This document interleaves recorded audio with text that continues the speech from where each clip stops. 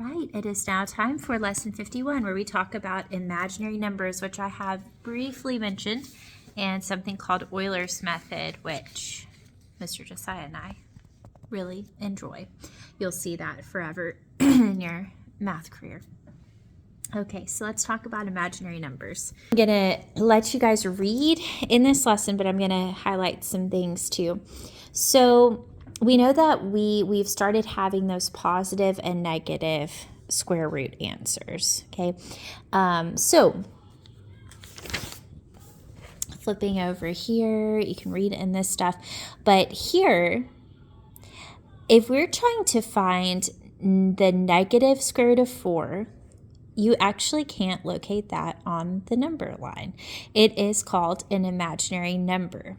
So here are a couple of rules for you. We already know this one. We know that the square root of m times the square root of n equals the square root of m times n. Well, here, if m and n are both negative real numbers, then we're going to end up with a negative square root of m times n. So let's come over here. We'll take a look at what this means. So here, well, I'll show you how I did it. All right, so we already knew A. B, we know that's familiar. Now, C is our new rule. If both the 3 and the 2 are negative, then we're going to have a negative on the outside of our square root. So negative square root of 6. Okay, now let's talk about more imaginary numbers. There's this guy named Euler who lived in the 18th century, and he came up with this, with a lot of stuff, but he came up with this little I, not for imaginary. They're not really sure why he used the letter I, and you can do your own research on that if you want. But it does work for us because I stands for imaginary in my head. So here, let's say that we're going to write the square root of negative 13.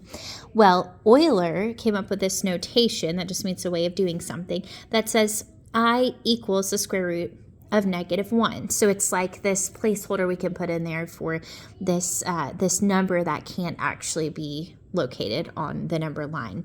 So here, anytime you see square root of a negative number, you can just say, okay, it is that number, the square root of that number times I. And that I will essentially like extract that root negative 1. So, or the negative, I could say.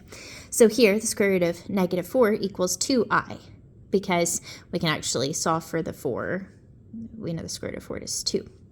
In C, they make you do a little bit more work. So you multiply those together. Here, we've extracted that negative square root there, and we end up with root 6 times I. So next, we're going to talk about complex numbers. A complex number has a real part, being the 4 in this example, and an imaginary part, here being the 5I.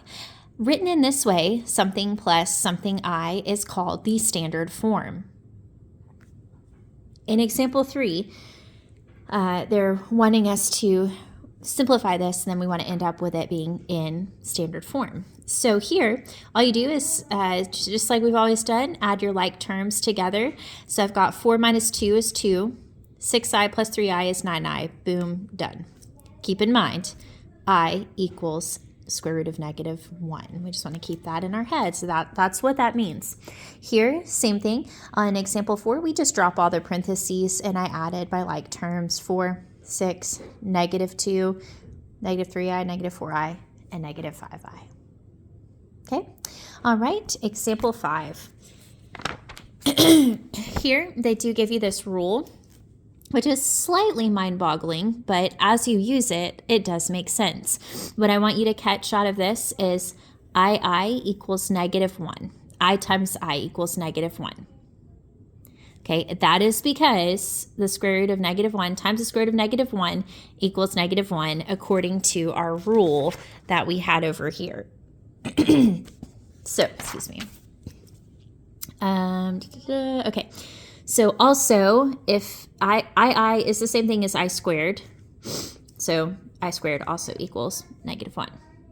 Okay, so let's do example 5. Here we've got a lot of eyes going on, and that can be a little scary looking, but we don't have to be scared. What we're going to do is group each of our eyes. Anytime we see two eyes together, we remember that they equal -1. So what I want to do with this is, first of all, just start grouping my eyes. So let me come over to my work here. So